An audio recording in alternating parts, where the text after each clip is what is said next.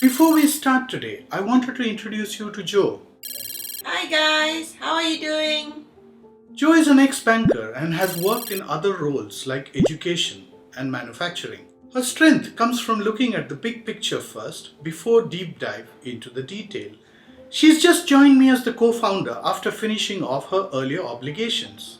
Since she is relatively new to the business, I thought it would be a great idea to do a video with her as an independent person. The way we've been thinking about today's session is a Q&A. Before we start, both of us would like to thank the viewers for helping us reach the 1000 subscriber milestone and supporting us all the way in this journey. Yes, it's been an incredibly powerful journey for us and we are determined to keep up and improve the quality even further.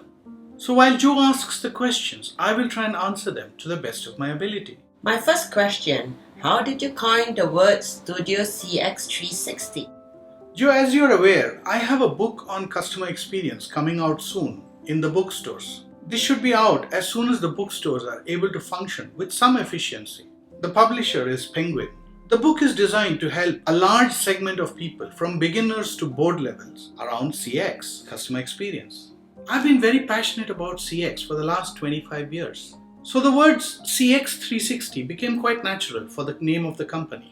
Given that a lot of the work we do is in digital, in social media, training, Notion, etc., I thought that the word studio fit in really well. So that's how we got Studio CX360.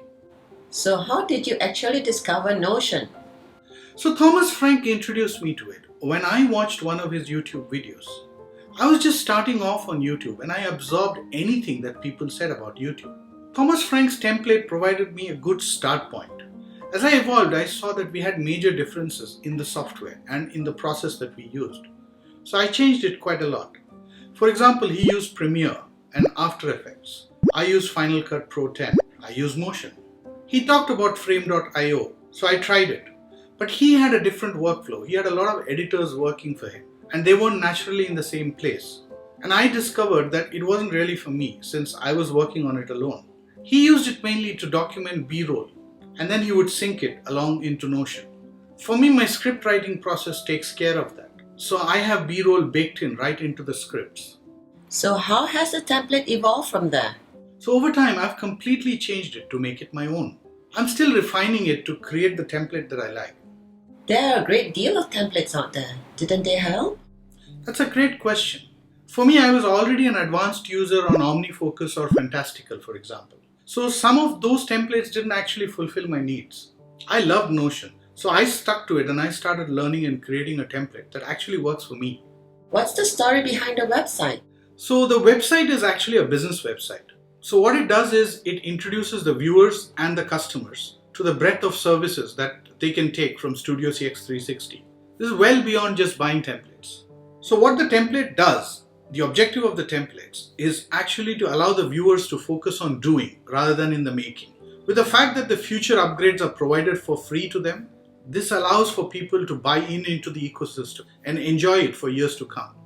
So when I do new templates, I will try and see integration opportunities. And if they are there, then I will allow that to be done with the viewers. I see live-based templates but no corporate ones yet. So I started off building the templates for individuals, but over the course of the last quarter, I started working with businesses. This is specifically for their Notion setup. So I'm working on specific templates that aim to bring a big application functionality into Notion. I wanted the prices to be one time rather than recurring price points. End of the day, since I've been in management consulting, I just felt that they can't afford management consulting price points. And I also saw the opportunity of leveraging about 50 years of our senior leadership experience towards this. Hey guys. I have a question as well. Why aren't you including me in the videos? Am I fired? Hi Jarvis, good to hear from you. No specific reasons, Jarvis. And no, definitely you're not fired. We'll make sure that you'll be included into future videos. I also saw some requests from viewers for courses. I've been wanting to do some courses for a long time now, but I found my bandwidth was quite limiting. Now with Joe on board, it makes things much easier. So as you're aware, I would like to launch this course on October 1. I've kind of put that up on my website as well, so that I'm committed to it. So the idea is to bring about all the best lessons that I have gained through this journey. So I plan to put all the future updates as well as I learn from this journey. In your opinion, what does Notion need to work on in the future? So Joe, I think that the guys at Notion are thinking about it every day. But then here are my thoughts. So I think when Notion went free for users, at the consumer level, they agreed on a decision that businesses are the next level of subscribers for them. So their focus would have been, on things like API, data security, competitive features, which are offered by people like Rome Research with bidirectional linking. And now I think, with Microsoft, because Microsoft's Fluid framework is quite interesting. And I think there are some potential threats, both to their current as well as to their future customer base. So they need to look out for it. There are quite a number of viewers, in my opinion, who are getting frustrated with the change of pace at Notion. They're not seeing enough action. It's quite natural because, as a product company, it's a difficult period to go through. The one thing that does worry me is that, they're not communicating on the future updates and the possible timelines. So people are actually left in the dark a bit.